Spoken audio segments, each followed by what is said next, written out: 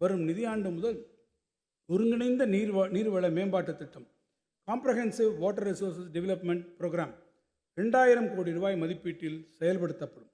இத்திட்டத்தின் கீழ் புதிய நீர்ப்பாசன திட்டங்களை ஆய்வு செய்தல், புதிய நீர்ப்பாசன கட்டுமானங்களை அமைத்தல், ஏற்கனவே உள்ள நீர்ப்பாசன கட்டுமானங்களை புதுப்பித்தல், நிலத்தடி நீர் மேம்பாட்டு திட்டங்கள், வெள்ள பாதுகாப்பு மற்றும் தணிப்பு திட்டங்கள், அணைகளை மேலாண்மை செய்யும் திட்டங்கள், கடலரிப்பு தடுப்பு திட்டங்கள் மட்டுமின்றி அனைத்து நீர்நிலைகளையும் புனரமைத்து மேம்படுத்தி உரிய முறையில் பாதுகாக்கும் பணிகள் மேற்கொள்ளப்படும்.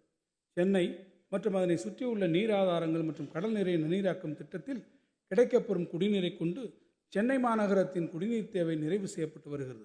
எனினும் சென்னையில் நாளுக்கு நாள் மக்கள் தொகை பெருகி வருவதாலும் மாறிவரும் பருவநிலை மாற்றத்தினால் அவ்வப்போது ஏற்படும் குடிநீர் தட்டுப்பாட்டை நீக்கவும் புதிய நீர்த்திட்டங்களை அமைப்பது இன்றியமையாததாகும்.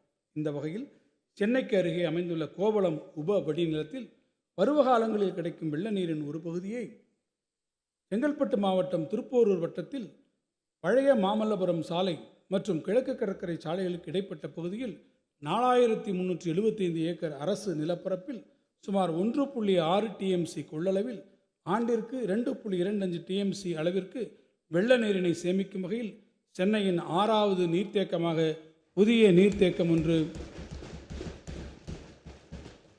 350 கோடி ரூபாய் மதிப்பீட்டில் அமைக்கப்படும். இத்திட்டத்தின் மூலம் ஒவ்வொரு ஆண்டும் கிடைக்கக்கூடிய 170 MLD குடிநீரை கொண்டு சென்னை பெருநகர மக்களின் குடிநீர் தேவை குறிப்பிடத்தக்க அளவில் நீண்ட காலத்திற்கு நிறைவு செய்யப்படும்.